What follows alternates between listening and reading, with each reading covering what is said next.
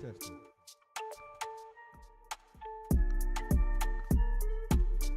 Testing. Testing. Testing. Testing. Testing. Testing. Testing.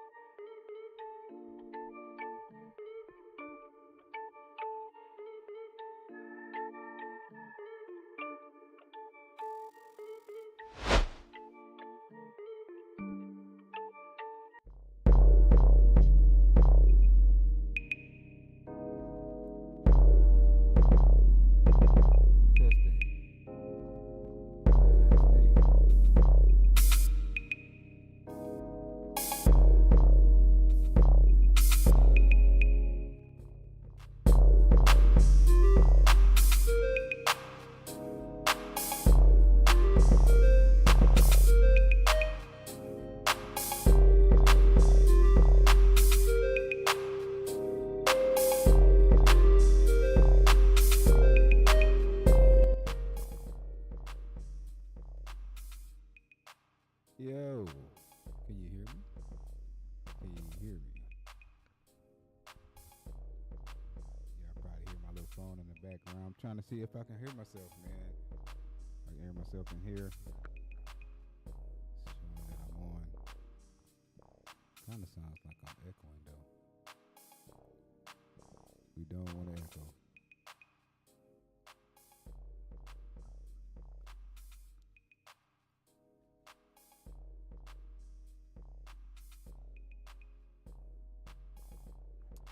Anyways, man, we're gonna try to get on with it.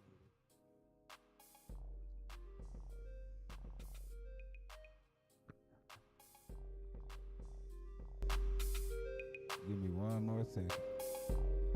One more second.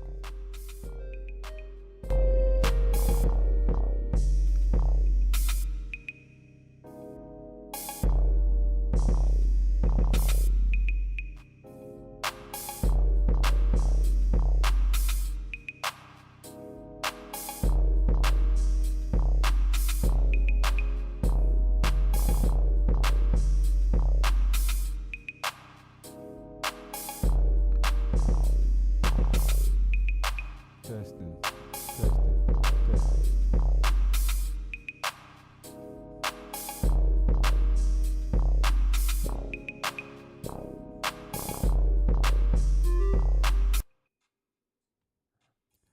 All right, man, we're gonna try to work through this. Gonna try to work through it.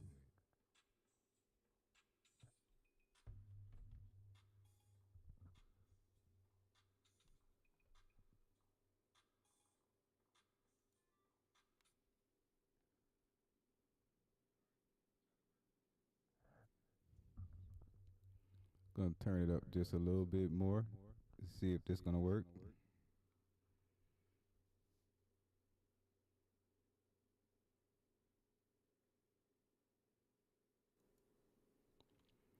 What about now?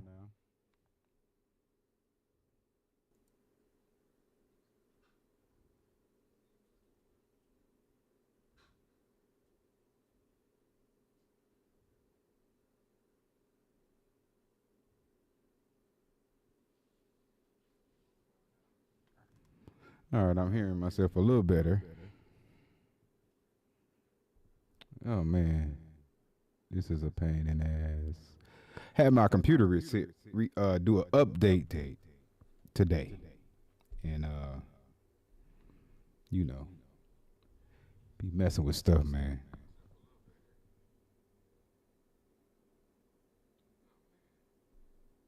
All right, we in there. We in there. Okay. Anyway, man, what's up, man? It's your man Obi having big problems with the sound. Okay.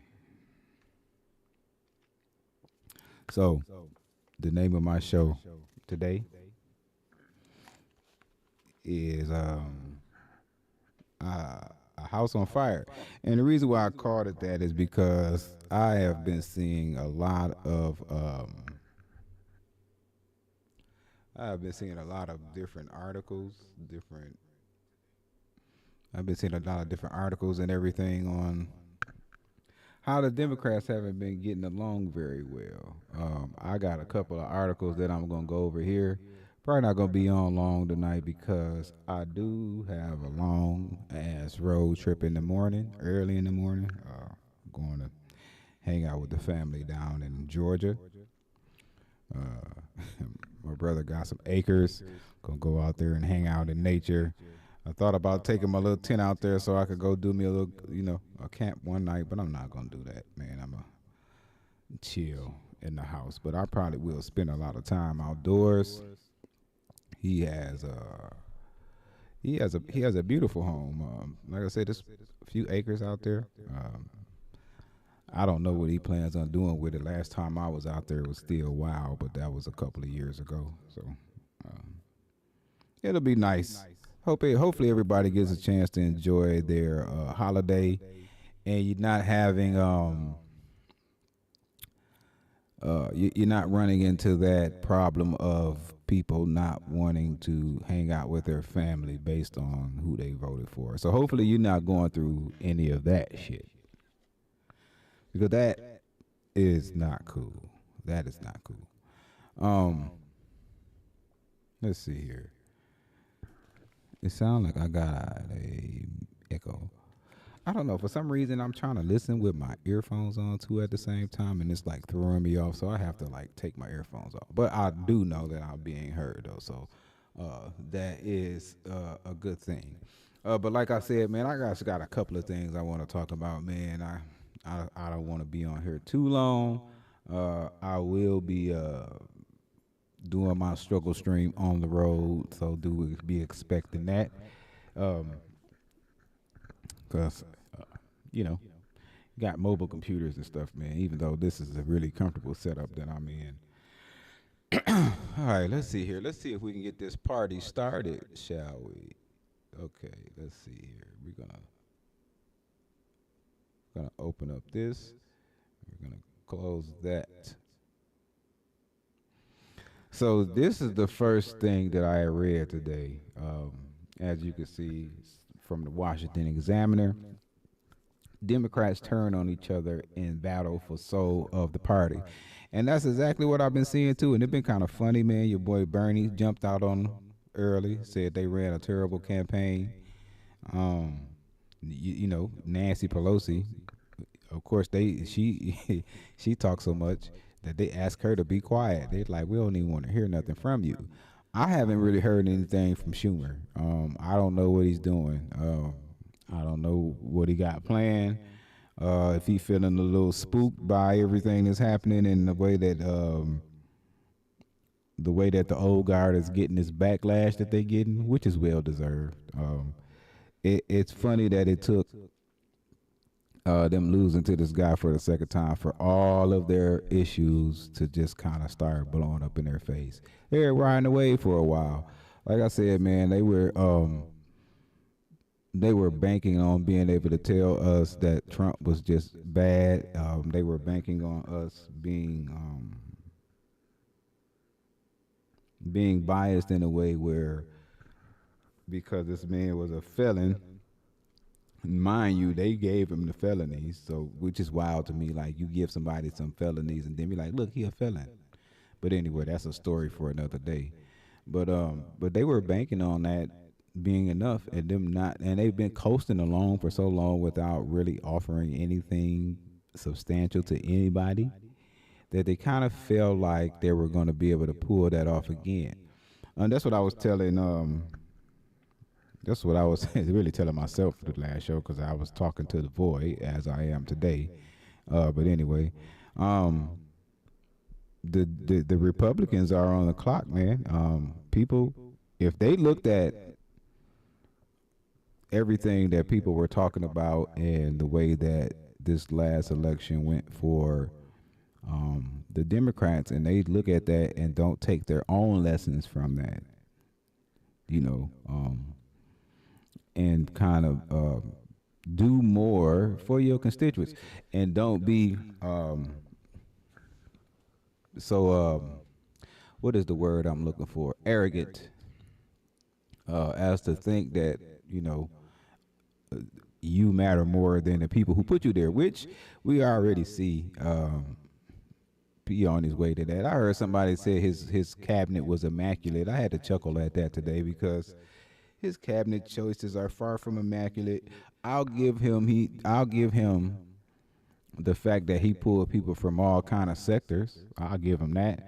But from what I'm understanding, he's not even getting people through. They making people drop out and all of this. And I'm telling you, man, it's gonna be a circus. It's gonna be a wild ride, man. You're gonna see a lot and you're gonna hear a lot. And the only thing I can tell you right now is just put on your discernment hat, man, and you're gonna have to sift through all of this shit because it's gonna be a lot of lies being told, a lot of grandeur. You know what I'm saying? Because Trump and his cabinet, man, they not like the most politically intelligent set of people. I mean, they're good in other areas supposedly. That's what they say. Some of their stores are a little shaky, but which one of them don't have a shaky story that's at that level, right? But we could very well be having this conversation about the Republicans in 4 years if they don't look at this election and take lessons from that. But in my opinion, as well, I don't think the Democrats are ready to help themselves any. I think they're going to have to go and suffer a second defeat. Once they suffer a second defeat, I think then they'll choose to round up they'll choose to circle the wagons. What is going on here? I gotta see what's going on with my chat because last week I had people in the chat and I had people listening. That is not supposed to be up there.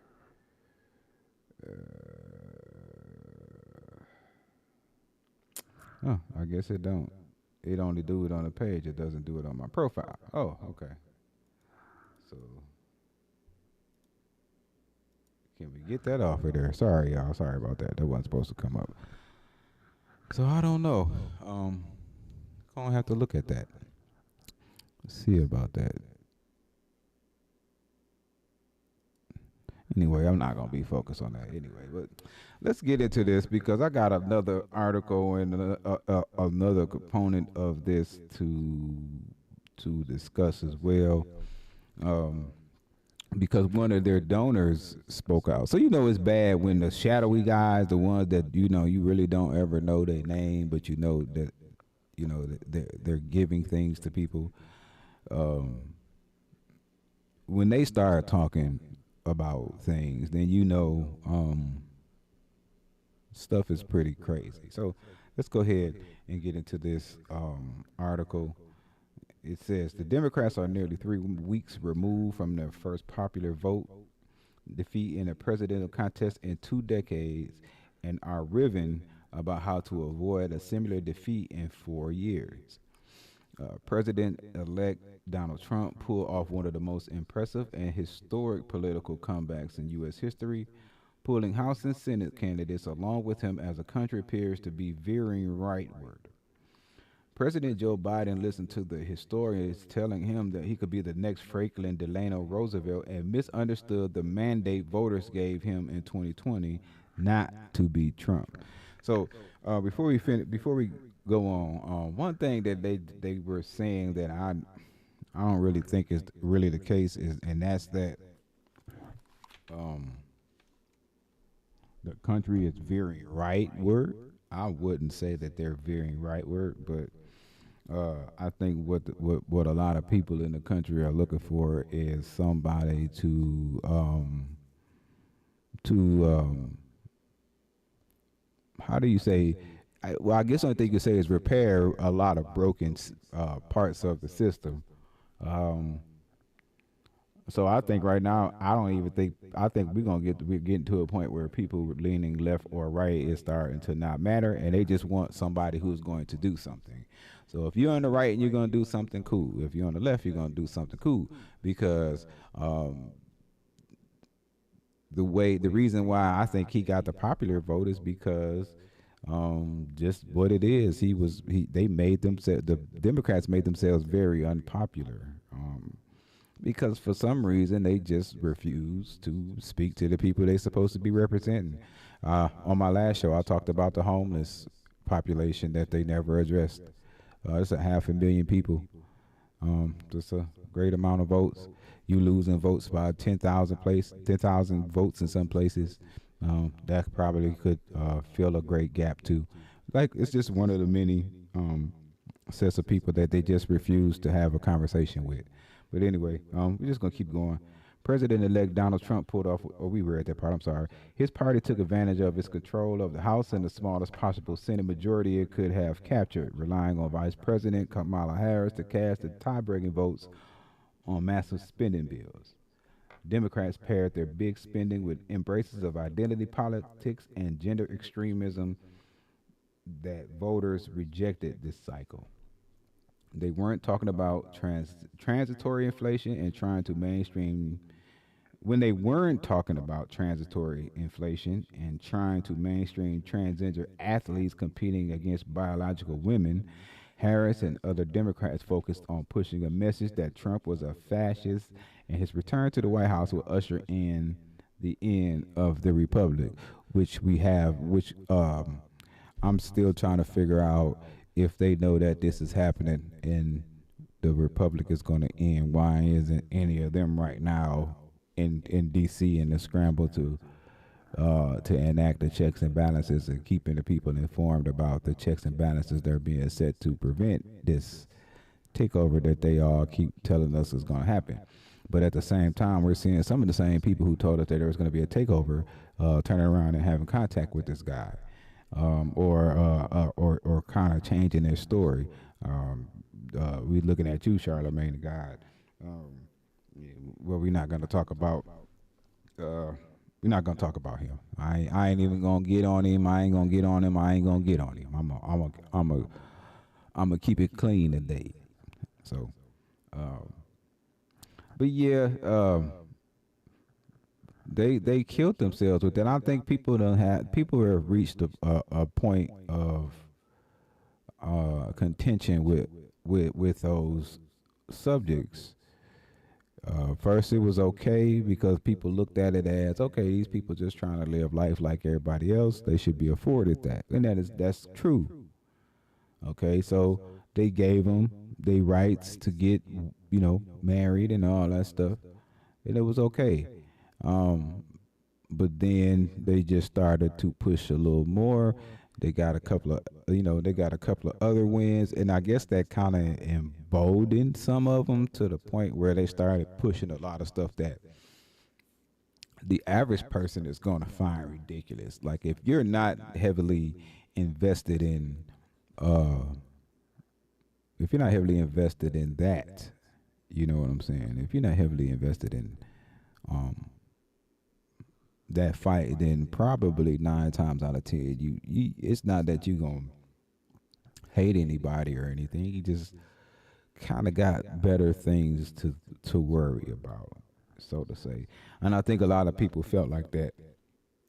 I'm some places the gas is $5. I don't have time to worry about uh, transgender sports or I really don't appreciate you playing in my face with what they call it, transitory inflation. And I think I had caught wind of it, and it sounded so ridiculous that I just immediately tuned it out because it's something that's not even worth listening to, which is why it never took on the way that they intended it to take on. So it's when I'll be talking to my girl, man, and I tell her all the time, it's the problem is you have so many people who just don't realize the way that information is shared between normal people now. But I do believe this is why they went into that big tizzy before 2020 about the internet and they wanted to mess around with how information flowed on the internet because they saw this kind of stuff coming. Because this kind of thing been rumbling in the underground for a few years now. Because most of the news that I watch comes off of YouTube, or I might watch a couple of people on X or something, and uh, the comments, man, is like a lot of the sentiments that were expressed in this election in regards to the Democrats losing.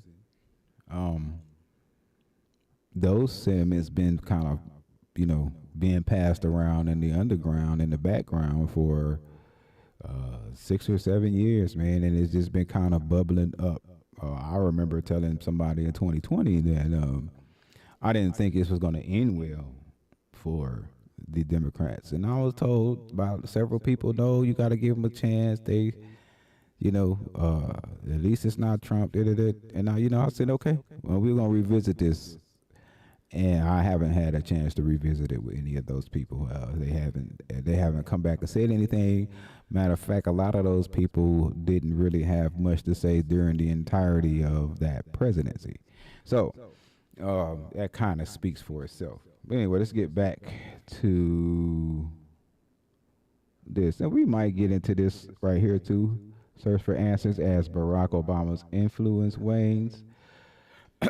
They say, while most Democrats are united in the understanding, another 4 years of resistance rhetoric and charging headlong into the left wing's most progressive policy ideas is a recipe for the defeat in the 2026 midterm elections. The handful of elected officials and leaders who have dared to speak out about how the party needs to change have been shouted down and threatened with ostracism. So basically, what this is saying is they know what the play is. They just not gonna run it. You can see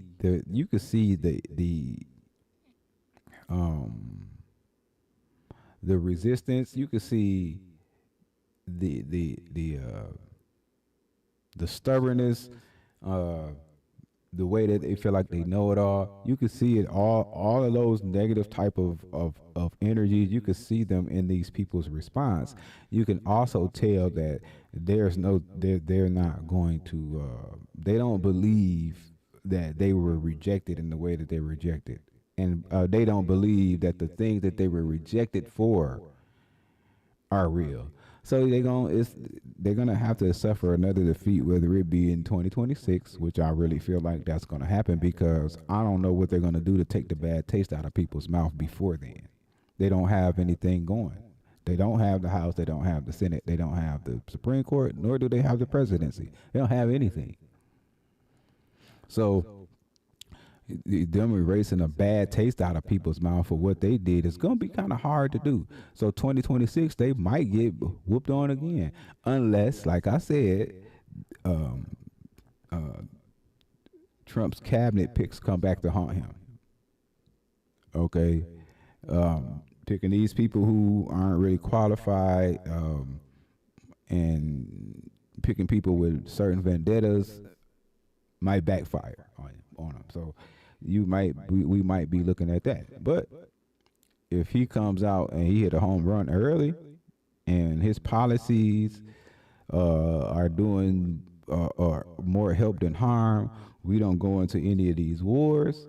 Man, 2026 for the Democrats is looking bad. 2028 for the Democrats is looking bad, because, like I said, if they lose in 2026 and they don't gain any control back, and they don't come out with any kind of policy that people look at and say, hey, okay, I got faith in y'all again, they cooked.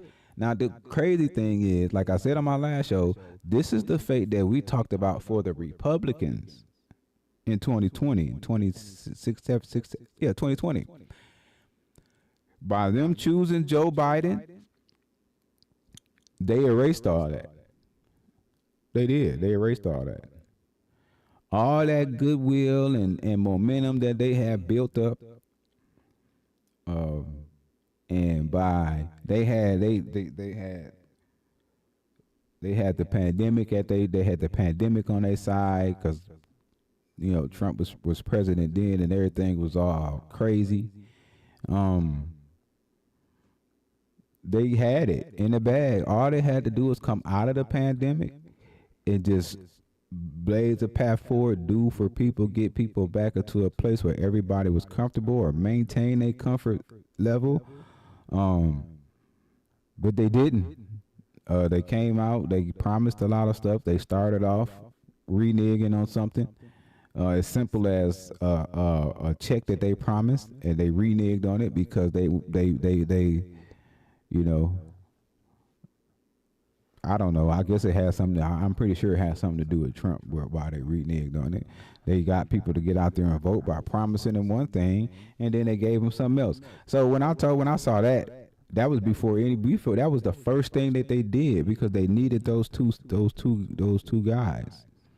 They needed Ossoff and they needed Warnock. They needed those two. They needed those two to win those two seats in order for them to have the full control that they needed to supposedly do all of the things that they had talked about during the campaign.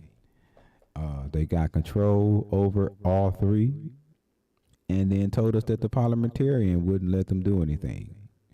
And then after the parliamentarian stopped them, then they had two senators, Sinema and Joe Manchin, supposed to be two Democrats. The way that this is what tripped me out because, say for instance, somebody say something about a homosexual person or something like that, you will get that entire, you will get the entire Congress, House and the Senate together and ready to go back and forth with whoever made that comment. But something like these two basically stalling policy that could not only help your constituents but probably propel you so far in front of the Republicans at the time that it may have taken them 2 to 3 election cycles to recover. But when you feeling yourself and you feel like all the chips are in you got all the chips, you got all the money, all the donors on your side, that money coming in, them donors is telling them like, we can't have you doing any of that because how are we gonna keep people in this circle, in this rut, and whatever it is we keep them in to keep our money coming. If you start doing these things, people may get away from us. So we can't let you do this. So they get out here and they lie, and they pay for it. And what makes me laugh instead of being angry, it's funny to me, is that a lot of the people who talked us into voting for these people and giving these people a chance are very, very damn quiet. Very quiet. They have been very quiet. They've been quiet as hell for like the last 4 or 5 months. Some of them been quiet since 2021 when they found out in 2020 there wasn't nothing happening. So, that's probably why so much infighting, because they have people there telling them, hey man, this isn't the way to go. We should be doing this. Anytime anybody tried to say anything or do anything, they got shouted down. APAC started turning the screws on people. They got Jamal Bowman up out of here. You know what I'm saying? Nobody talked about the targeted racism that went on with that whole debacle. So this is how they operate, man. Like it's like no honor amongst thieves with them. So like I said, I don't even think the Democrats even have the moral ground anymore to have much to say about how conservatives and Republicans are responsible for a lot of horrible things being done and said, because the way that they have conducted themselves over the last, I don't know, 4 or 5 years, has been kind of suspect, man. It's so much stuff that they have done that I'm just like, y'all gonna have to do something real big to get people's faith back. And the way that they acting now, I don't think they realize how much they lost or what they have lost. So I'm gonna try to finish this out, man, so we can get to this other one and then we can get up out of here. Speaking with reporters, the handful of successful Democrats who won their competitive contest tried to lay out a path forward. Senator elect Elisa Slotkin didn't mince her words when she said her party needs to rethink not just its messaging, but where its identity lies. It is not just what you're saying, but from the place where you're talking about those issues, Larkin said. I think number two is personally that I think that identity politics needs to go the way of the dodo. People need to be looked at as independent Americans, whatever group they're from. And see, that was the danger there. And sometimes I think that was their plan all along. Um, was to take identity and run it through and run it so much that it gets to a point that people get tired of it. So when you get tired of it, now certain groups, it makes it easier for you to deny certain groups. It makes it easier to deny groups tangibles.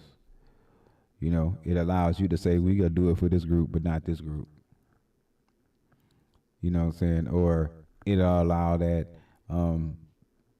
you can't target areas anymore because that area is full of this group. So um, instead of reserving that type of thing for when it's most needed, you know, because it that didn't always need to be their focus. And I think the other reason is it was always disingenuous when they did it. So it was hard to take it seriously because everybody could look at them and tell that it was disingenuous.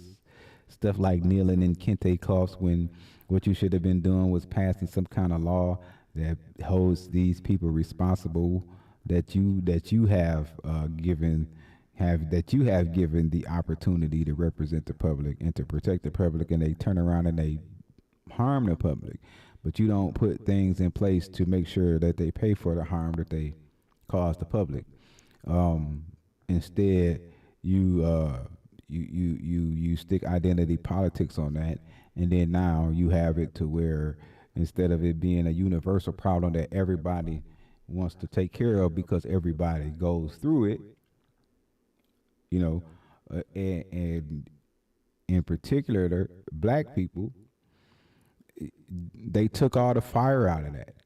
You know what I'm saying? Because this is the thing that they do. Oh, this is how they keep people from helping each other. You know, they and that's how they use us a lot. They use us a lot to get a lot of shit not done.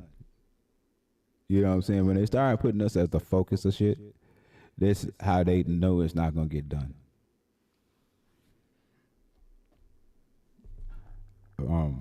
It's just what it is. It's anytime I start hearing them talk about something disproportionately affects us and what they should do about it, I automatically know that it's not gonna get done, and that's how they That's how they bring things that they know is not gonna make it.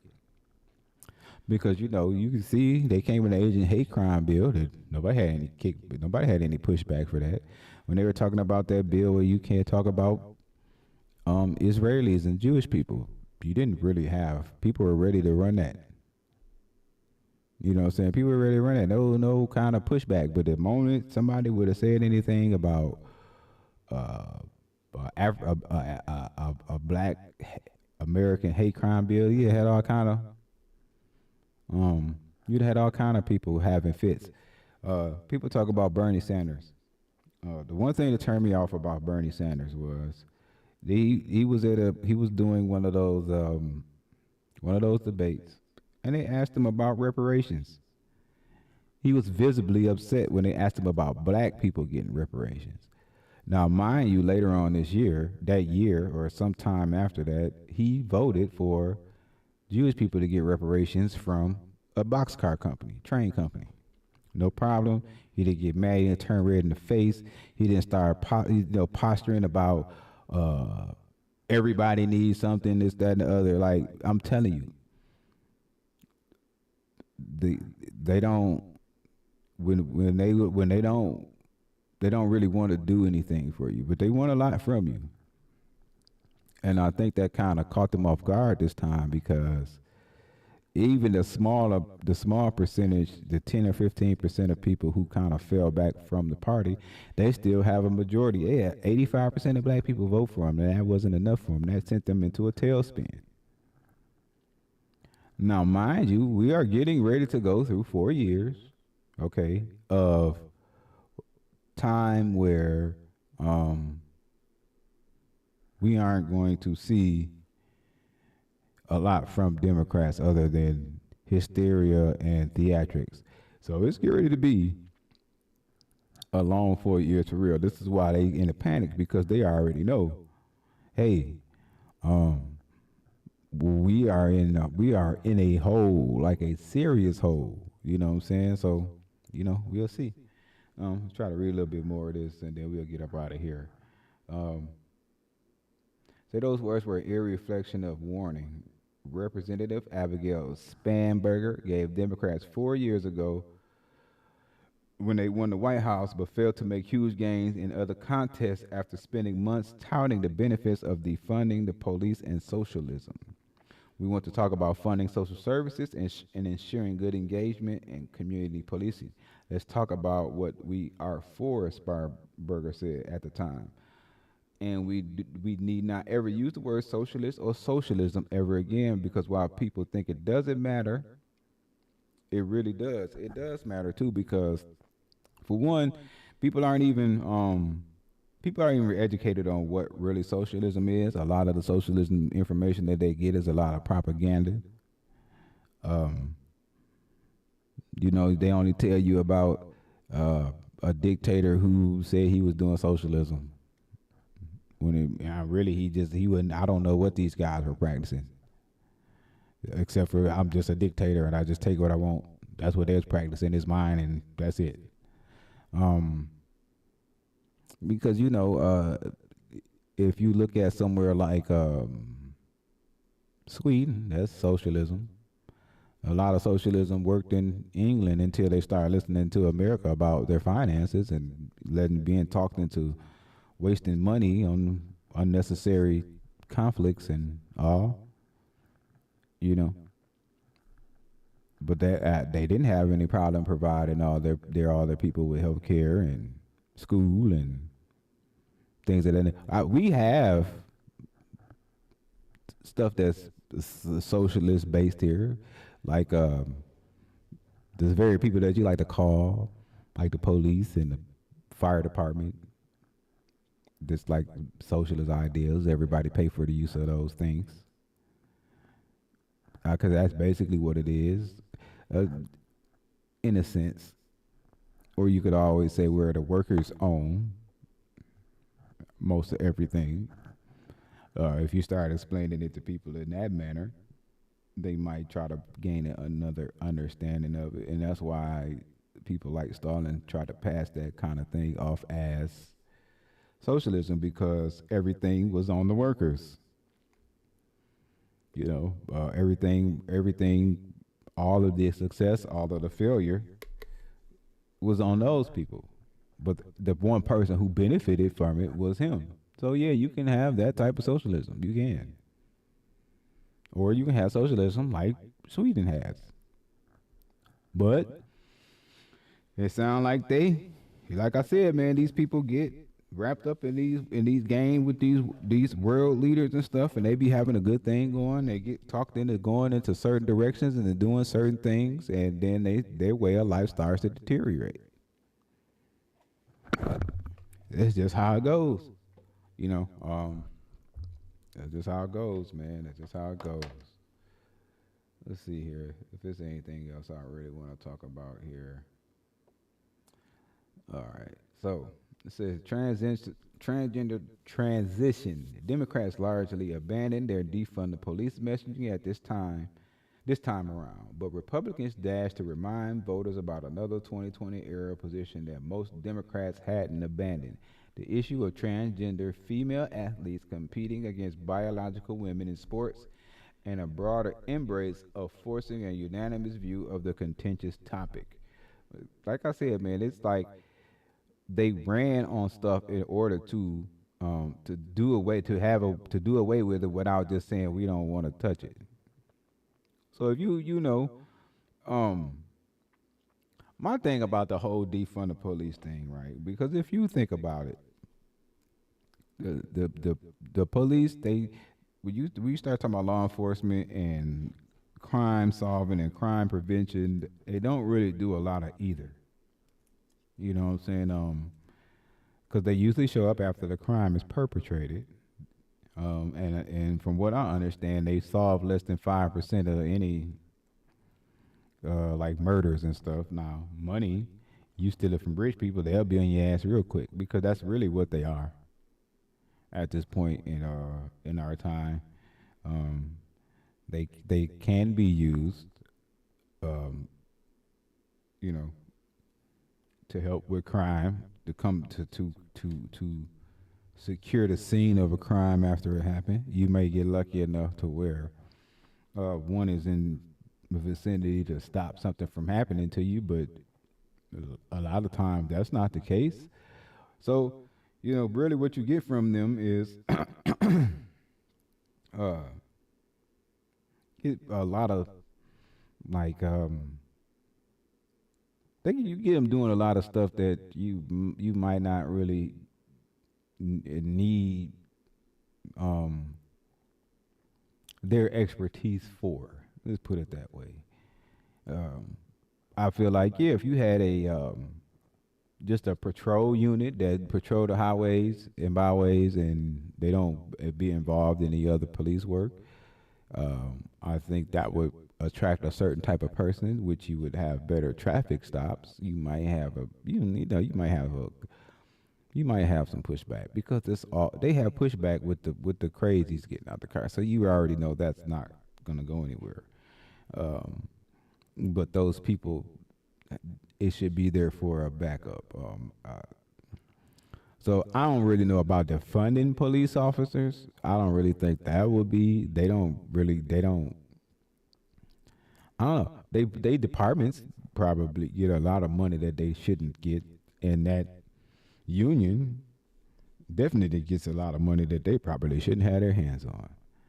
And they definitely don't put it to a lot of great use. You if you really get into it, you start seeing about all of all of the reasons why we have the issues that we have with these guys, and it's gonna come a time too where they're gonna have to really do something about it because nobody wants. They don't. Neither side want to be the one who um has to face the wrath that's gonna come with corralling that particular set of people because they kind of while they do their fair amount of good uh let's say for the last 10 or 15 years they have had their reputation is very shitty. They try to make it seem like it's unwarranted, but like we haven't watched them do all of the wrong shit over the last 10 or 15 years or 20, or not even the wrong shit, some of the worst shit, let's put it that way, that we've seen them do, in a good while. Not ever, because they went through a period where they were doing bad shit. I guess they probably never stopped. But we get to really see it on a grand scale now, and at some point it's gonna have to be addressed. And you can do whatever you want to do to try to make people feel shame about wanting to feel safe from that segment of society, but defunding them is probably not the best solution. But you probably should have other programs to relieve them of some of their duties so that they can concentrate on really, really um, on really rough situations. You know what I'm saying?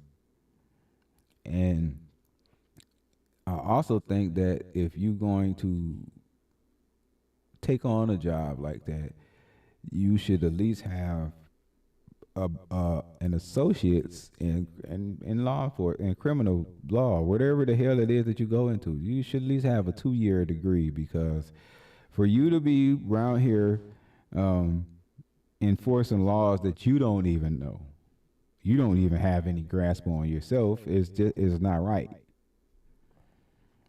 And then by you requiring some kind of educated background, you start to attract a certain type of person.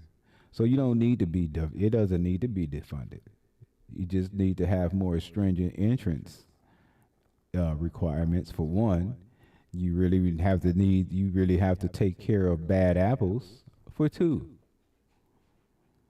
you know, but there's got to be some type of separation it has to be some type of separation in law enforcement from them and that judicial system as well. Because a lot of time they're able to get away and do things because they have a connection to that judicial system that often gives them benefits of the doubt and often lets them skirt out of things. I'm getting off on a tangent there. That's like something for another show. What time we got here? How long we been out here? Yeah, we going on an hour. Yeah, pushing it. All right. So one of Trump's most successful campaign ads revolved around Harris's 2019 positions, saying that she would approve of taxpayer-funded transition surgeries for illegal immigrants who were in prison. His message that Harris was for they, them, and Trump was for you hit home to the tune, pushing the race 2.7 percentage points in his favor. See, that's the kind of stuff, like I said, man, when you start to really look at it, it's sabotage. Because, like, why would you even think that would be something that most people would get behind? You spending these thousands on something so that nobody really needs. It's not going to benefit anybody for this illegal immigrant to get a transition. So now they're going to start coming up here, getting transition, and then going back to the crib. And guess who's paying for it? Everybody who listen to this, who go to work, who put their little money into the little tax bucket. They paying for it.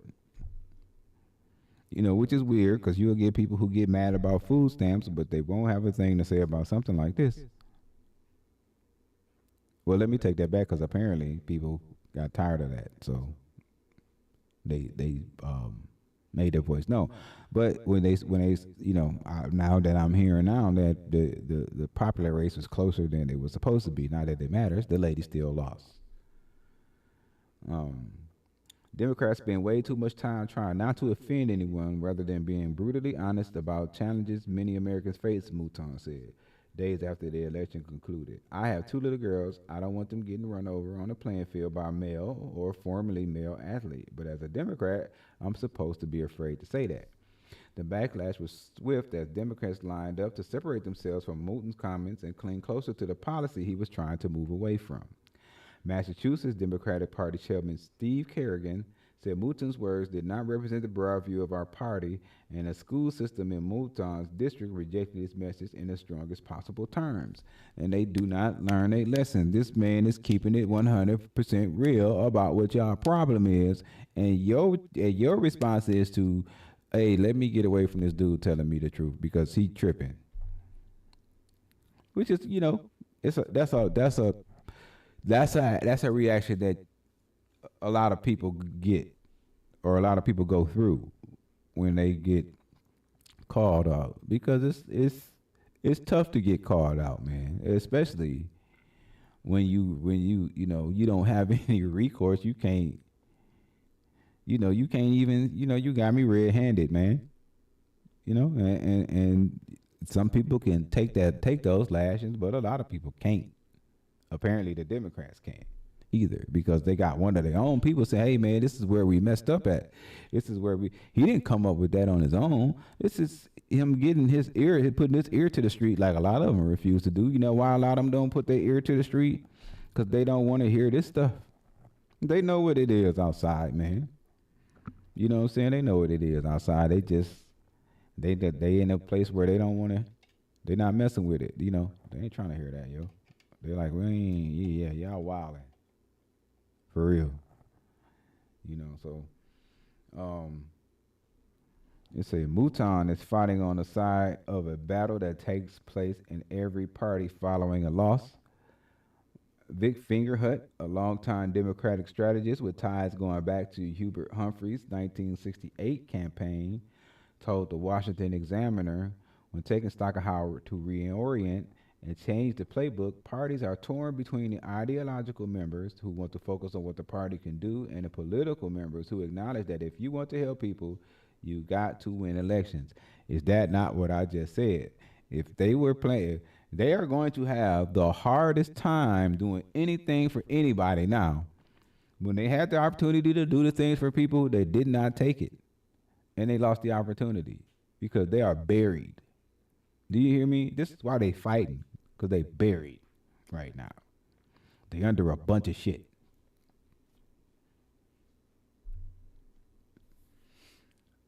By making these issues the major issues, you're going to lose. You're not going to be able to help anybody, Fingerhut said. Always the economy. Muddy messaging about transgender issues was only part of the recipe for disaster cooked up by Democrats, though. While Trump's they-them ad was hugely successful, Democrats barely talked about transgender issues on the campaign trail and failed to communicate a clear message about economics. The top issue voters said they were concerned about this cycle. It didn't take too long for those on the left to stand up and shout out that an instance of running a campaign talking about Trump and culture war issues rather than appealing to working class voters was never going to be a success. Senator Bernie Sanders, who was an independent but caucuses with the Democrats and nearly won the party's presidential nomination in 2016, tore into the party for abandoning its bedrock voters. You know what? For this guy, nobody should be listening to him anymore because he sold out. I don't care what he come back and say now. You know what I'm saying? Who cares what he comes back and says now? All right. The message was repeated by Representative Pramila Jayapal, and a Sanders acolyte who leads the Congressional Progressive Caucus in the House. She said her party wasn't just wounded, but completely broken. The Democratic Party needs to be rebuilt, Jayapal said. We have become a party of elites, whether we abandon working class people, whether they abandon us, whether it's some combination of all of the above. Don't have anything to do with the people. It's all y'all, baby. Every last, you got to accept that. Because you called it. Y'all are a party of elites. You know what I'm saying? Like, let them eat cake type shit. You know, we don't give a fuck type beat. You know what I mean? It's very apparent and obvious the way that y'all ran this last campaign. The way that y'all ran y'all presidency. Y'all did not do anything. You had people out here really trying to convince somebody that these people had sat down and done things for people. You know what I'm saying? And they did things for people that made shit a little bit harder. Because when he said things were going back to normal, he wasn't playing. They went back to the bullshit that was going on pre-pandemic. We was already in some shit before then. Well, people, I don't think people remember the direction that we were heading before 2020. We were already on a downturn. So this isn't new. This is stuff that was just going on. We kind of held it back with the dam. 2020 got us to focus on things enough to do some patchwork. But instead of them taking that time to reset and make everybody's life better and make everything run smoother, they saw it as a cash grab, and that's what they used it for. Like, they paying for a lot of stuff now. You know, this ought to be a lesson for anybody in short-sightedness, because that's exactly what it is, short-sightedness, and how you lose being short-sighted. That's exactly how you lose, being short-sighted. Short-sighted. Can't see it. Can't see your nose in the spite of your face. All right. The Democratic Party needs to be rebuilt. We've seen that part already. Neither Sanders or Jay Paul have come in for the same kind of drubbing Mouton took for speaking up about what they saw as failures this cycle. However, Democrats leaning further into the big spending proposal that the pair support might have only exacerbated the economic problems Harris faced. Record high inflation 2 years ago, which was inflamed by President Biden's American Rescue Plan and the Inflation Reduction Act that Harris was a tie-breaking vote for, was something that Vice President struggled to separate herself from. She repeatedly said she wouldn't have done anything different than her boss, and piling billions or trillions of more dollars on top of those partisan spending proposals might have appeased the party's left flank while driving even more voters into Trump's arms. Because we're going to stop reading right there because it's just a bunch of other stuff. But, and our brother is starting to lose his voice out here in these streets. But, because it's really self-explanatory. They all saying the same thing.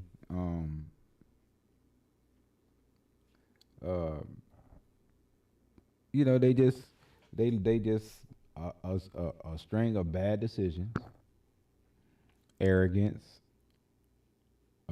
elitism. You know, elitism. Like it's the number one thing, and the willingness to burn a damn house down. For what you believe in.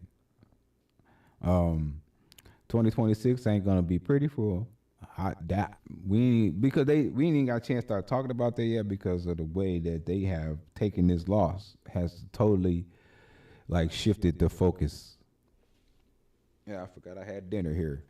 Yeah, but they're told it's all bad for them right now. So. Yeah, and like I said, them coming back from that,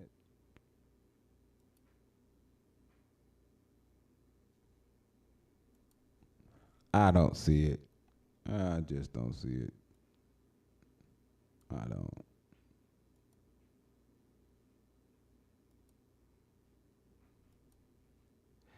Yeah, so, in closing,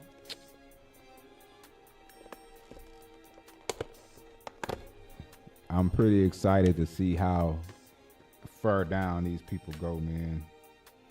It's kind of to me it's kind of satisfying. You know, watching people who you know don't care get their comeuppance.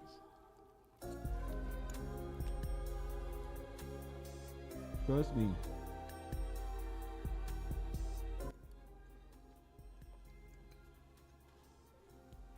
Trust me.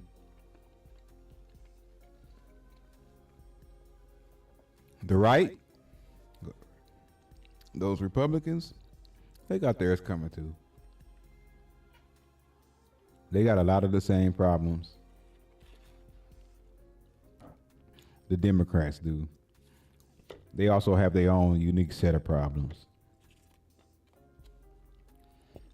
They also have people who are aging out.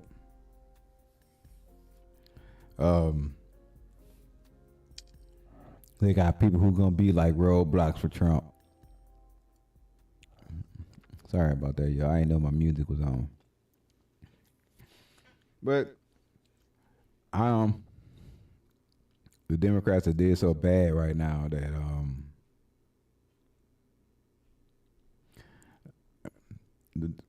the Republicans just look good by default.